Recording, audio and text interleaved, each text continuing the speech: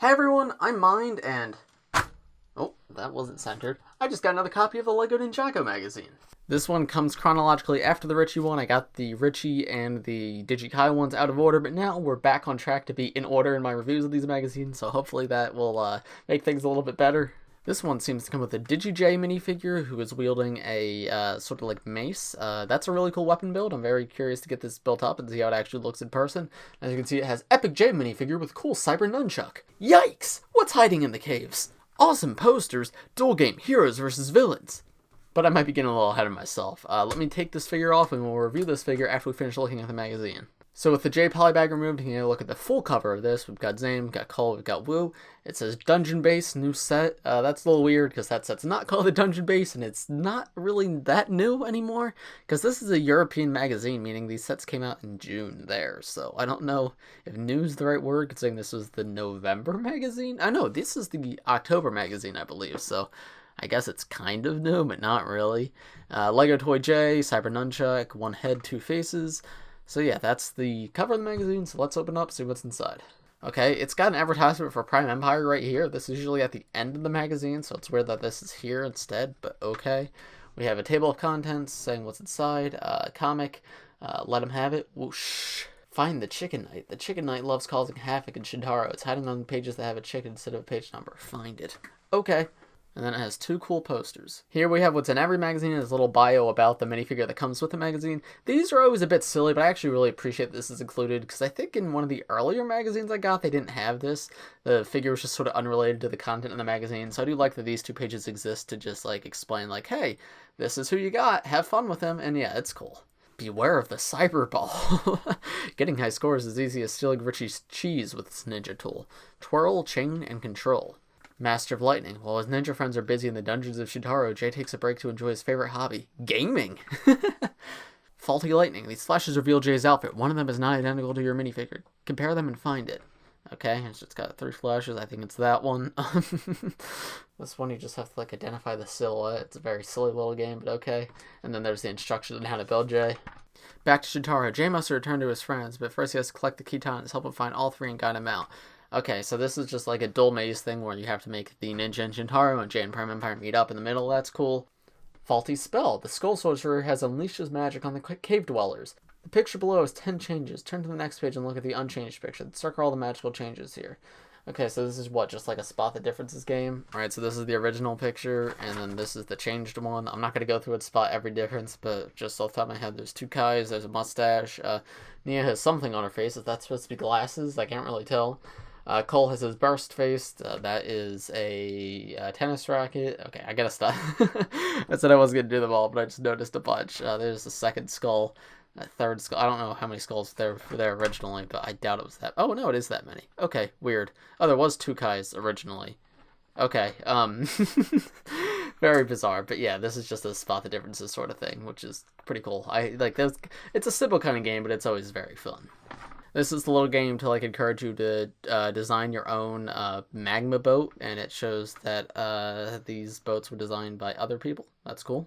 And then here's the comic. I'm not going to read through this entire comic, but if you guys want to pause it and read it yourself, you can. This one involves the Upleap, which I'm very happy to see. I love those guys in the show. That's interesting. And also has spoilers. It talks about King Vangelis being the Skull Sorcerer, which, I mean, I guess this did come out in October, but it's just like, huh, that's interesting. Alright, so Korgran's telling a story about fighting off ghosts. That's kind of cool lore that he fought the ghosts as well. That's interesting. Here it shows the fungus fought the tree horns, and then Plundar has fought the Grundle, which is weird. Very, very weird. I mean, this is cool. They're referencing a bunch of, like, different things from, like, old Ninjago, especially tree horns and Grundle are, like, very obscure references to seasons 1 and 2. However, it's weird because obviously Grundle is a very obscure reference, but then also the Grundle, if you watch the episode, is an extinct creature. It was just brought back by Garmadon, so I don't know how he would have fought it. I mean, I get from the context of the magazine, it sounds like they might be making this up, but still, I don't know, it's cool to see them reference older stuff like that. And that's the first half of the comic, so let's turn the page. Path of the Spider. Okay, this is like a maze, but it's like a different kind of maze because you have to draw the paths for the spiders based off this, and then you have to have Cole go around them. That's actually pretty cool. I like that idea. That's pretty fun. Here we have the posters. Here's one which is very, very complex. It shows off like all the different sets. Here's a Firestone Mech one. That's pretty cool. And there's the other half of that one. Again, I say this every time, but these posters, while they're quite cool, have staples in the middle, so I can't really do much with them because I don't want to have a poster with holes in it on my wall, but they do look quite cool usually. Puzzling Magic. The Skull Sorcerer angrily jumbled on his poster of our heroes. Write the letters in the correct order to put it back together. Okay, and there's the full poster of this one if you want to see it. Also, they're calling the spider Charlie, but his name is Adam in the show, right? Like, I didn't mention it originally, because like, oh, I guess it is Charlie. But no, I just looked it up. It is Adam. The spider's name is supposed to be Adam, so I don't know why he's called Charlie here, but that's weird. Alright, and they're fighting other spiders that are not Adam/Charlie. Woo! Rumble done. His armor came off here. He's wearing a season 11 torso here when he had it. Season 13 torso there, which is strange, but okay. But yeah, that's the end of the comic, honestly. This one was just okay. So a lot of them are, like, very fun, or the last one, the Cole's mother one, was incredible, but this one, it was cool to see them reference, like, the Treehorn and the Grundle, but other than that, it feels like a very nothing comic to me. Here's, like, an advertisement for the Dungeons of Shintaro set, or the Skull Sorcerer's Dungeon set. This is an excellent set, I love it. Shows how to combine all the parts with the different sets, that's pretty cool. And then it's just got, like, figures all throughout, little, like, speech bubbles. That's pretty fun. Dungeon Race. This is just another one of their little games that they usually have in here. Which Spinjitzu type are you?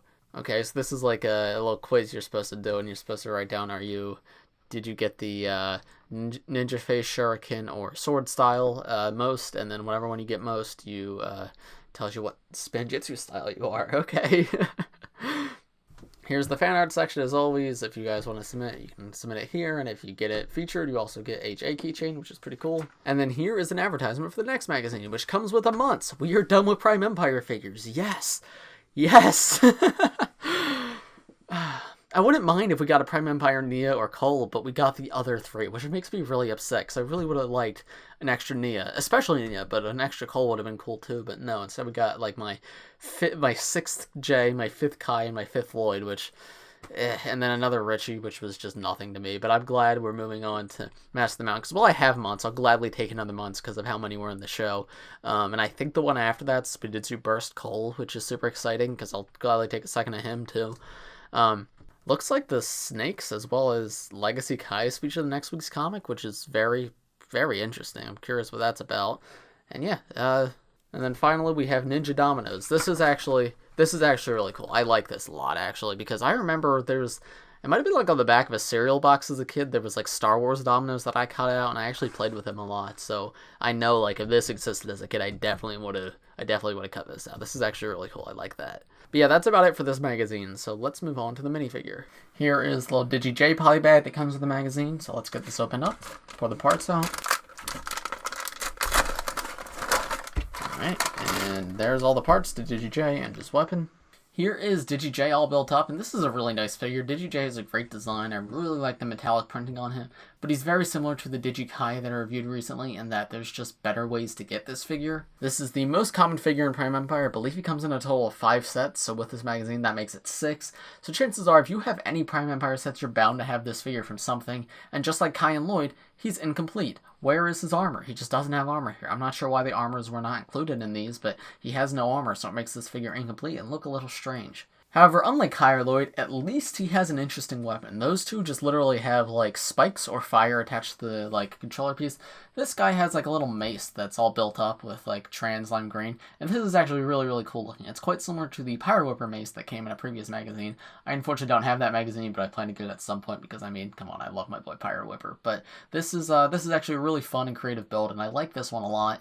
But other than that, this figure is super, super lame. It's not, like, a bad figure, it's just the J Avatar Arcade Pod is only $10, while this magazine, depending on where you're ordering it from, is probably like $5 to $7 or $5 to $8. So you should just pay the extra few dollars and get the Avatar Arcade Pod so you can get the full Digi J with armor, and get Avatar J, and get the Arcade Pod, instead of just getting Digi J with this little, like, weapon piece. And because, like, he comes in so many sets, chances are, not only do most, like, Ninjago fans already have a Digi J, you probably have more than one. So this is just really disappointing. It's just an uninteresting figure, and it's not, like, it's nothing all too exciting. Cole or Nia would be so interesting because both of them are fairly uncommon, but they instead chose to give us the 3 most common ninja in the Prime Empire sets. So yeah, I'm not very happy with this guy. There he is with his mask removed. You can see his face. It's got the digital eyes just like all of them have, and then Jay's like little angry face. And then there's Jay's back torso print and alternate face with his like confident smirk. It's a good head print, but again, there's better ways to get it. So overall, what do I think of this magazine? This one's a lot like the Digi J one from a few weeks ago, in that like it's just average to me. Digi J is the lamest figure yet. He comes in so many Prime Empire sets, including one that's only $10, so there's really no reason to like get this, because you might as well just get the Avatar J Arcade Pod, because that one's only a few dollars more than this magazine, and it comes with like Avatar J as well, and a pretty cool build. The weapon in this one's at least a little more interesting than Kai's like fire blade or Lloyd's like little spiked blade. Like at least this one's a creative build, which is what I like about the magazines, is how they always have really creative weapon builds. But that alone is not enough for me to say like, hey, you should get this magazine. The comic was probably the weakest yet. I didn't really enjoy it. It was cool seeing the Upley, and it was cool seeing like Treehorns and the Grundle, but it just felt like nothing. It just felt like fluff. It wasn't even like that funny or interesting. It was just whatever to me. I do think, though, if you plan to like actually do the activities in the magazine, this is maybe one of the best magazines for actually doing the activities. There's a lot of fun stuff in there. Like the Dominoes made me really happy to see, because I specifically have a memory like when I was probably like 6 years old, cutting out the little Star Wars dominoes and connecting them all together, and I remember having a lot of fun with that. So if you're like the kind of person who's going to actually play with that stuff, then I think this magazine probably is valuable. But other than that, if you're not into that stuff, I'd say probably pass up on this one. Wait for like the Months magazine or the Burst Cole, because those ones are definitely more interesting. Or get the Richie magazine that has the comic about Cole's mother, because that one's amazing, and I really, really like that one. But those are just my thoughts. Let me know what you guys think in the comments below. If you enjoyed this video, please press like and subscribe if you're new. I do LEGO and Ninjago videos like this almost every day, so if you're subscribed, you'll be the first to see them. And stay tuned to the channel to see more reviews of future Ninjago magazines, because I do have a subscription to the magazine, so whenever I get the next one in, I will be putting up a overview of it, and you guys can check it out then. But as for this video, I think I'm going to call it here. Thanks for watching, everybody. I'll see you in the next one. Bye.